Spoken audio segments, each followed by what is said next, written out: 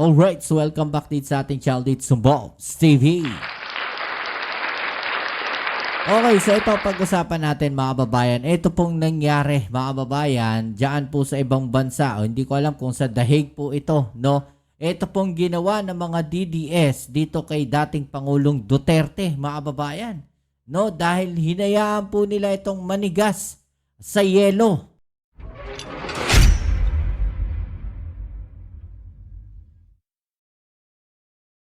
Yan po ang ating alamin ngayon at pag-uusapan. Pero syempre bago ang lahat, please don't forget to subscribe, like, share at comment dyan sa comment section.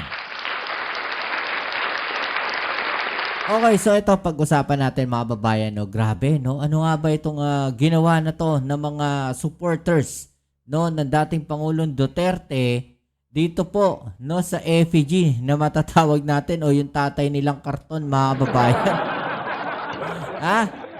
Ito pong tatay nilang karton dyan po sa ibang bansa. Hindi ko alam kung sa dahig ito mga babayan. No? Dahil ayan, no? Nako, nanigas na po sa yelo, sa lamig mga babayan. Ha? Hinayaan nilang manigas sa lamig mga babayan. No? Grabe. Ano na ba nangyayari dito sa mga DDS na to? No, medyo may something na ba sa utak etong mga tao na to, mga babayan? Kawawa naman, no? Kawawa naman yung mga kababayan natin, no, dito sa ibang bansa, no, kung sa dahig man ito, no, at kawawa din yung karton, mga kababayan.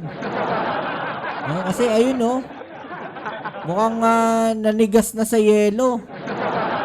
Ah, so ito pong video ngayon mga babayan, may mukhang viral na rin to dahil ayan, no, nag 79,000 views, 181 shares at 737 comments at mayroon po itong 3,500 na laugh, ano ba tawag natin dito? No, mga laughing na emotions mga babayan. Pati ako nalilito no? No, ayan, no? Sabi nga dito, matibay sa lamig ang tatay digong nyo. Palibhasa, karton. Mga natuyo na ang utak. Sabi dito, ito ang mga baliw ngani. Oh, nalansag na utak. Keep it up, mga abnormal, sabi. Alam nyo, mga babayan naming DDS, no, tigil-tigilan nyo na po yan. Masama po sa kalusugan nyo. O, panoorin natin tong video. Kawawa naman, no. Hinayaan nyo. Ayun, no, na nanigas na sa lamig, mga. Yung tatay nyong karton.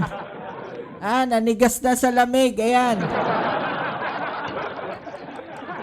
Kawawa naman itong mga kababayan natin. Ito, panoorin natin kung anong ginawa nila dyan sa karton na yan. Maglipid na ako, ha? Oh, malakas daw ang snow, mga babayan. Malakas ang snow, kaya magliligpit na po sila. Sobrang pagkaano nila, mga babayan, no? Sobra yung pagka, ano ba tawag natin dito? Fanatics nila. No, hindi na ito maganda para sa kalusugan, mga babayan, lalo na sa pag-iisip. Kung ganito na po yung kanilang mga ginagawa. No, calling po yung mga kababayan natin ng mga DDS na ganito po yung mga ginagawa. No, hindi na po yan maganda para sa inyong kalusugan, mga kababayan. Masama na po yan. Pwede tayong sumuporta. No, kung sinusuportahan nyo si Digong, pwede kayo sumuporta sa bahay nyo. No, pero to the extent na ganito na yung gagawin ninyo. No, mukhang nagkainan pa sila. Ayan, may mga takori pa dyan na pang ano ba yan? Thermos, pang kape siguro nila yan dyan. No, pinagkakape nyo pa? Grabe. Napayong na ako. Napayong. Wow, ang mga kababayan natin. Nanigas na yung ano ko. Nanigas na yung kamay ko. Ala ko, nanigas na si Digong. Ganyan yan, nanigas na yung kamay ninyo sa lamig, no? Pero ganyan pa rin yung ginagawa ninyo. Wala namang pakialam sa inyo. No, yung mga tao na sinusuportahan ninyo. Yung COVID Ice coffee na siya. Meron kami rito, libre halo-halo. Libre halo-halo pa. Malala na talaga to.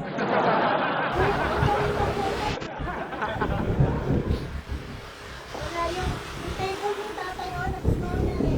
Yung table daw ng tatay nila, nag-snow na. Oh. Sinakluban pa nila, oh. Talaga naman. Matindi itong mga DDS na to. Wala na, tinama ko.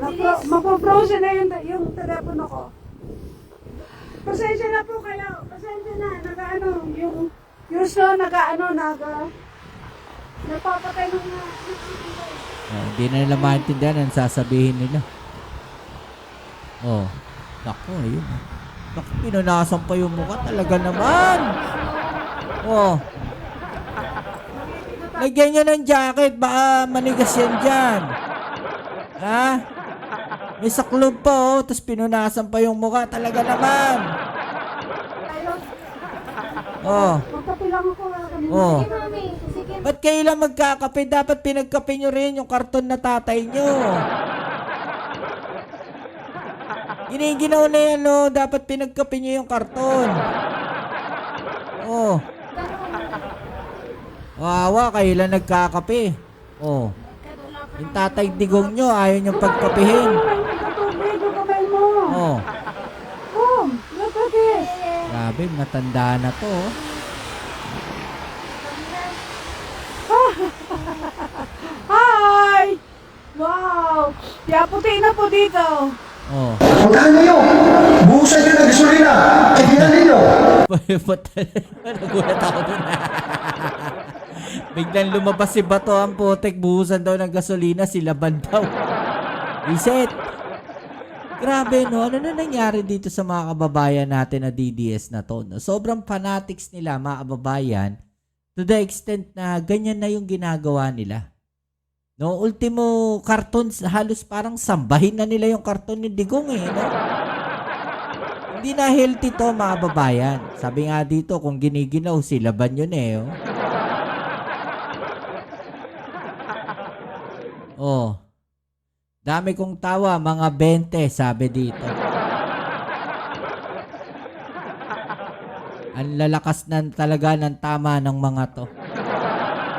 Oh, eto yung sabi ko, bigyan nyo ng kape para mainitan o kaya mag-bonfire kayo, gawin yung panggatong para may pakinabang. Reset.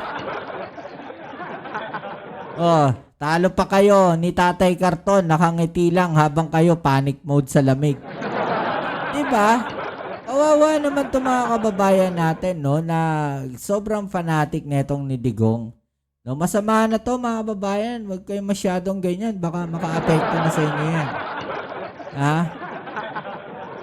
Ito, mapunta tayo dito sa isang balita, mga babayan, na kung saan, ito po, yung decision po ng ICC, no, kasi sinasabi po nila, no, na gusto nilang ipa-disqualify, no, yung mga abogado po, mga babayan, na mga biktima. Another delaying tactics na naman, sabi nga po ng ibang mga kababayan natin. Ha? Imagine ninyo, pati abogado pinapa-disqualify na nila. Nung una, yung judge, no, pinapa-disqualify nila. Diba? Na-disqualify yung isa, napalitan.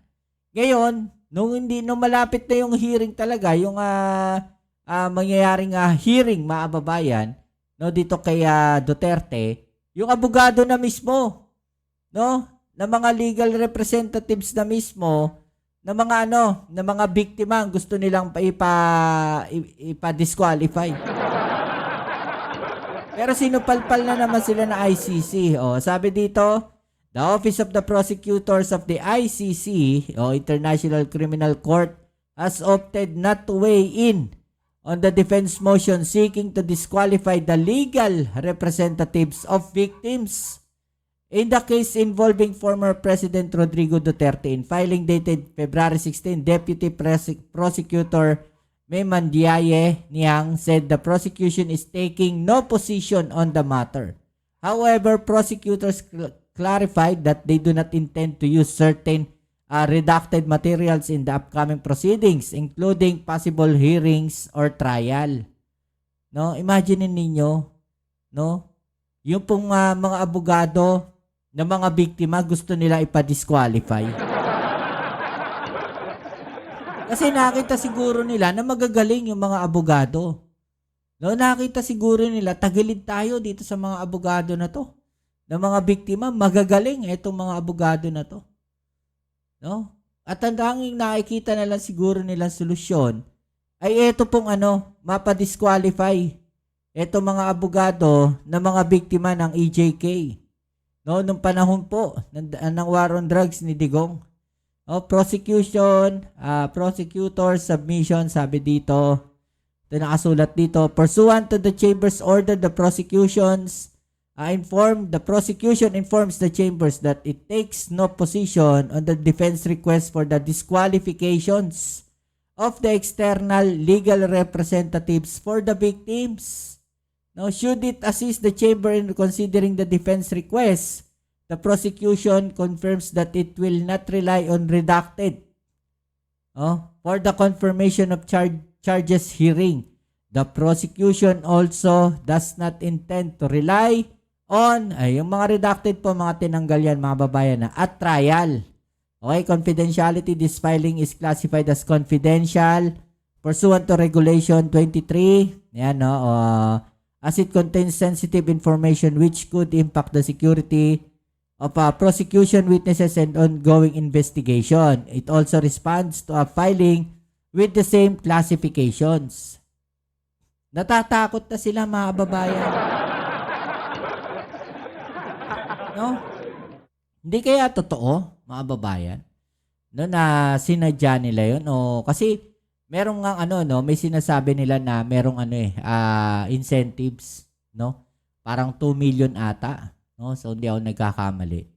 'Di ba? Parang yun, sinamantala nila, no, yung ganung sistema. Sabi dito, bring him bone, sabi mga babayan. Bring him bone. Ha? Bring him bone daw. At itong mga DDS to sigurado. Isang maleta kaya pinadala sa ICC. Babawi kami sa 2028. Mag-like kayo kung gusto nyo si BP Sara maging presidente, sabi. Maasa pa to. Umaasa pa itong mga to. Yung parang nagluto pero pag nasunog ang ulam, walang may kasalanan. Ito pa, sigurado DDS tong mga to Halata na gagawin nila lahat para mawala mga Duterte. Imposible na gagalaw ang ICC na walang admin nasa likod neto. Babang putik. Diba hiwalay nga? Mga babayan, wala nga ang gobyerno natin dyan sa ICC. No? Kung ano yung ginagawa ng ICC na investigation, kung ano yung ginagawa ng ICC ngayon kay Digong, wala pong kinalaman ng gobyerno natin dyan. Pilit nilang ikinokonekta yan, mga babayan, no? Pilit nilang ikinokonekta yan para sirain yung kredibilidad ng ICC. Dito kayo mag-focus sa tatay niyong karton. Ayan, Giniginaw na, kawawa naman, maninigas sa yelo yan. Ano masasabi niyo dyan, mga babayan, no? I-comment sa ibaba niyo mga opinion na tatay niyang pag-usapan. Alright? Alam niyo, nakikita ko dito, medyo kinakabahan na talaga sila. No? At lahat gagawin nila. No? Mahadlangan lang itong pagbabasa ng kaso, no, dito kay Digong, no, kay dating Pangulong Duterte. Regarding po dyan sa EJK. No, marami po sa mga dating DDS supporters, nakikita ko ngayon na hindi na rin po sila ganun ka-active. Siguro kasi nakikita nila kung ano na yung katotohanan. No, nakikita rin siguro nila kung anong klaseng manipulation ang ginagawa, especially ng mga DDS vloggers. Kung paano baliktarin, kung paano maglabas ng mga fake news. No, itong mga DDS vloggers na to na dati nauuto pa sila. Pero siguro lately na-realize nila na, oops, teka lang. Parang may mali na ata sa mga ginagawa ninyo. Parang taliwas na yan, no, doon sa mga ipinaglalaban namin dati. No, kung dati naniniwala pa kami dyan sa mga DDS na yan, ng mga vloggers na yan, No, baka ngayon yung iba hindi na po. No, kasi nakikita nila eh. No? May ginagawa yung administrasyon natin, may ginagawa yung pangulo natin, pero in the sense na ang ginagawa naman ng mga DDS vloggers, binabaligtad naman nila. No, kung ano yung ginagawa, kung ano yung totoong nangyayari. Binabaligtad nila yung kwento. Kasi ultimo mainstream media, binabalita yung ginagawa ng ating pangulo, binabalita yung ginagawa ng ating gobyerno, pero pagdating doon sa mga vloggers ng mga DDS, baliktad na yung kwento nila. Ano sa palagay ninyo, no? Hanggang dito na lang muna ang ating video ngayon. Muli, maraming salamat sa pagsama po sa ating video at sa pagsuporta dito sa ating channel. Kita-kits tayo sa ating next video. Ito muli ang inyong Kuya Mobs, it's Mobs TV. Peace. I'm out.